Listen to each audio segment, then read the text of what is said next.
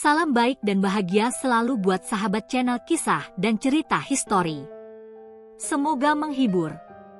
Yuk kita mulai historinya. Asal-usul alam semesta, Big Bang dijelaskan. Prolog, mengawali perjalanan ke jauh ke dalam ruang dan waktu. Pernahkah kita merenung, mengapa alam semesta ini ada? Bagaimana awal mula terjadinya semua yang kita lihat dan rasakan di sekitar kita? Jutaan bintang, galaksi yang berputar, planet yang melingkar mengitari matahari, dan bahkan kita, manusia, yang mencari tahu lebih dalam tentang rahasia alam semesta. Dari sekian banyak pertanyaan yang muncul, salah satu yang paling menonjol adalah bagaimana alam semesta ini bermula? Jawaban dari pertanyaan itu tidak datang begitu saja. Namun berkat para ilmuwan yang tak kenal lelah, kita kini memahami bahwa alam semesta kita bermula dari sebuah kejadian besar yang dikenal dengan nama Big Bang. Teori ini menjelaskan bagaimana alam semesta, yang kini kita kenal, lahir dari sebuah titik kecil yang sangat padat dan panas sekitar 13,8 miliar tahun yang lalu. Namun, sebelum kita membahas lebih jauh tentang teori ini, mari kita melangkah mundur sedikit, melihat perkembangan ilmu kosmologi yang membimbing kita menuju penemuan besar ini. Bab 1. Kosmologi, Sejarah Pemahaman Alam Semesta. Dahulu, manusia memandang alam semesta dengan cara yang sangat sederhana. Para ilmuwan kuno seperti Aristoteles percaya bahwa alam semesta ini tidak memiliki awal atau akhir, dan bahwa bumi adalah pusat dari segala sesuatu, sebuah pandangan yang dikenal dengan nama geosentrisme. Dengan cara ini, bumi adalah tempat segalanya berputar, dan langit di atasnya adalah tempat dewa-dewa tinggal. Namun, pemahaman ini berubah seiring waktu, terutama setelah penemuan astronomi modern. Pada abad ke-16, Nicolaus Copernicus mengguncang dunia dengan teori heliosentrisme, yaitu gagasan bahwa matahari, bukan bumi, adalah pusat dari tata surya kita. Penemuan ini membuka jalan bagi kemajuan besar dalam astronomi dan memulai revolusi ilmiah. Pada abad ke-20, para ilmuwan mulai mempertanyakan lebih dalam tentang struktur alam semesta yang lebih besar dari sekadar tata surya kita. Salah satu pencapaian terbesar dalam bidang ini adalah pengembangan teori kosmologi yang mengarah pada pemahaman yang lebih mendalam tentang asal-usul alam semesta. Bab 2. Menuju Big Bang, penemuan awal yang mengubah pandangan. Pada tahun 1929, seorang astronom Amerika, Edwin Hubble, melakukan penemuan yang sangat penting. Hubble mengamati bahwa galaksi-galaksi di luar galaksi kita tampaknya bergerak menjauh dari bumi, dan semakin jauh galaksi itu, semakin cepat mereka bergerak. Ini menunjukkan bahwa alam semesta ini tidak statis, tetapi sedang mengembang. Temuan ini memberikan bukti pertama yang kuat untuk hipotesis bahwa alam semesta tidak selalu ada dalam bentuknya yang sekarang. Ia harus telah dimulai dari sesuatu yang sangat kecil dan sangat padat, suatu waktu yang jauh di masa lalu. Namun, bagaimana hal ini bisa terjadi? Jawabannya datang melalui teori Big Bang. Bab 3. Teori Big Bang dijelaskan. Pada awal abad ke-20, ilmuwan Georges Lemaitre, seorang imam Katolik dan astronom asal Belgia, pertama kali mengusulkan gagasan bahwa alam semesta dimulai dari sebuah titik yang sangat padat dan panas. Lemaitre menyebutnya atom primordial, yang lebih dikenal dengan nama Big Bang. Lemaitre menyarankan bahwa alam semesta mungkin pernah berada dalam keadaan yang sangat terkonsentrasi, kemudian berkembang dan mengembang sejak saat itu. Penemuan ini bukan hanya mempengaruhi bidang fisika dan astronomi, tetapi juga memengaruhi filosofi dan pandangan dunia. Penting untuk dicatat bahwa Big Bang bukanlah sebuah ledakan dalam arti yang kita bayangkan. Ia bukan ledakan dari titik kecil ke luar angkasa, tetapi lebih merupakan pengembangan ruang dan waktu itu sendiri. Ruang itu mengembang, dan galaksi, bintang, serta materi lainnya semuanya terbentuk seiring waktu. Bab 4. Bukti ilmiah yang mendukung teori Big Bang. Pada tahun 1965, dua ilmuwan, Arno Penzias dan Robert Wilson, menemukan sesuatu yang sangat penting secara tidak sengaja. Saat sedang bekerja di sebuah antena radio di New Jersey, mereka mendeteksi sebuah radiasi mikrogelombang yang datang dari segala arah di langit. Radiasi ini sangat seragam dan berasal dari seluruh alam semesta. Temuan ini dikenal sebagai radiasi latar belakang kosmik, Cosmic Microwave Background atau CMB, dan itu menjadi bukti kuat dari teori Big Bang. Radiasi ini adalah sisa panas dari alam semesta yang sangat muda, yang awalnya sangat panas, namun telah mendingin seiring waktu. CMB memberikan gambaran tentang kondisi alam semesta ketika masih sangat muda, sekitar 380.000 tahun setelah Big Bang, saat materi mulai terbentuk dan cahaya pertama kali dapat bergerak bebas melalui ruang. Selain itu, bukti lain yang mendukung teori Big Bang datang dari perbandingan unsur kimia di alam semesta. Penelitian menunjukkan bahwa unsur-unsur ringan seperti hidrogen dan helium berlimpah di alam semesta, dengan jumlah yang sesuai dengan prediksi yang dibuat oleh teori Big Bang. Ini menunjukkan bahwa alam semesta kita memang dibentuk dari unsur-unsur yang tercipta pada awal-awal kejadian tersebut. Bab 5. Implikasi dari teori Big Bang. Dengan bukti-bukti yang mendukung teori Big Bang, kita kini dapat memahami alam semesta kita dalam cara yang sangat berbeda.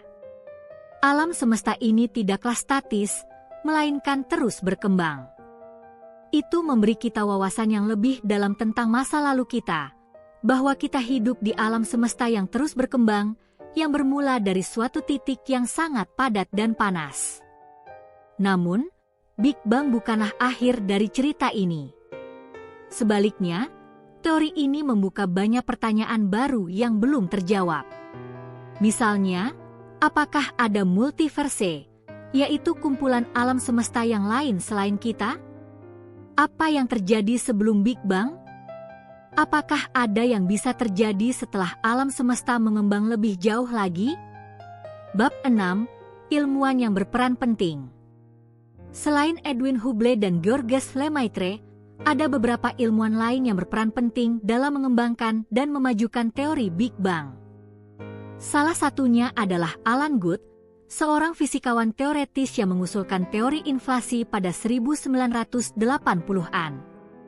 Inflasi adalah sebuah periode yang sangat singkat, hanya dalam waktu sepersekian detik setelah Big Bang, di mana alam semesta mengembang dengan sangat cepat dan besar.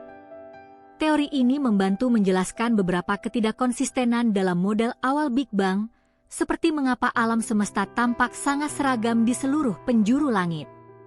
Ada juga Stephen Hawking, seorang fisikawan teoretis yang karya-karyanya tentang lubang hitam dan singularitas waktu membuat kita berpikir lebih dalam tentang batasan-batasan ruang dan waktu.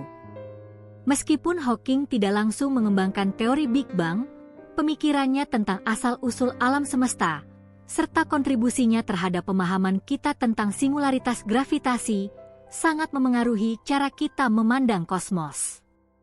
Bab 7. Menyimpulkan Big Bang dan masa depan alam semesta.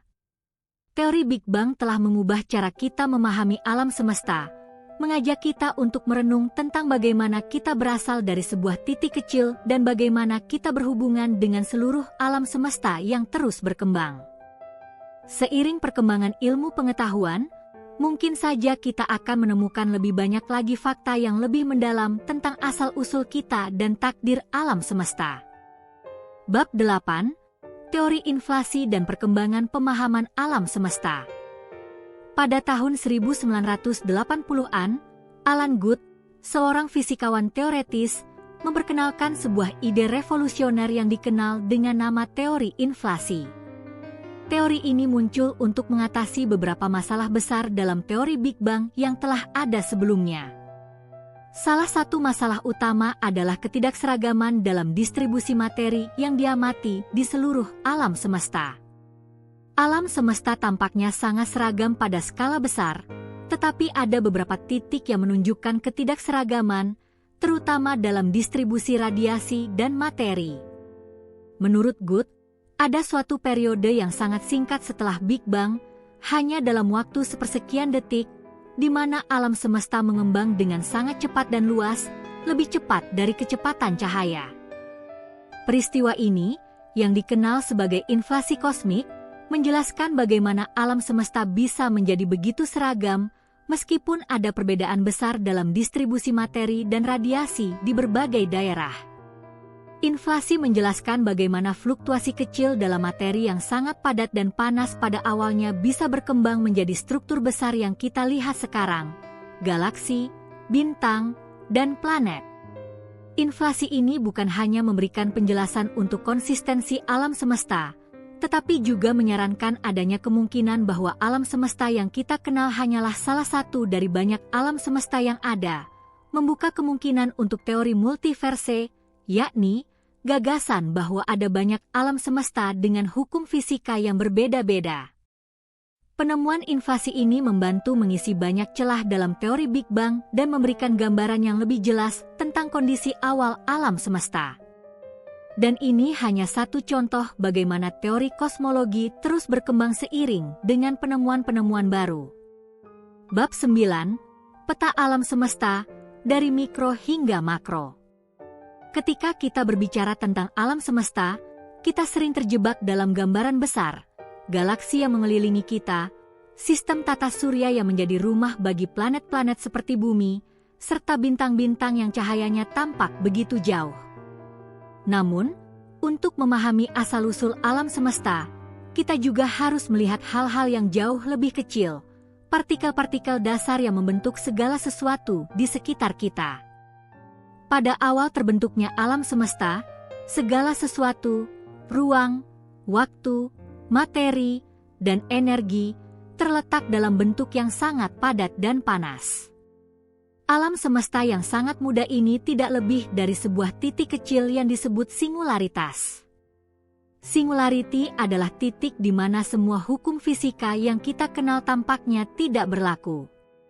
Di sini, semua materi dan energi terkonsentrasi dalam ruang yang sangat kecil, dan suhu serta tekanan sangat tinggi, jauh melebihi apa yang bisa kita bayangkan. Pada tahap awal Big Bang, alam semesta hanya berisi partikel-partikel elementer seperti kuark, elektron, dan neutrino. Seiring alam semesta berkembang dan mendingin, kuark mulai bergabung membentuk proton dan neutron.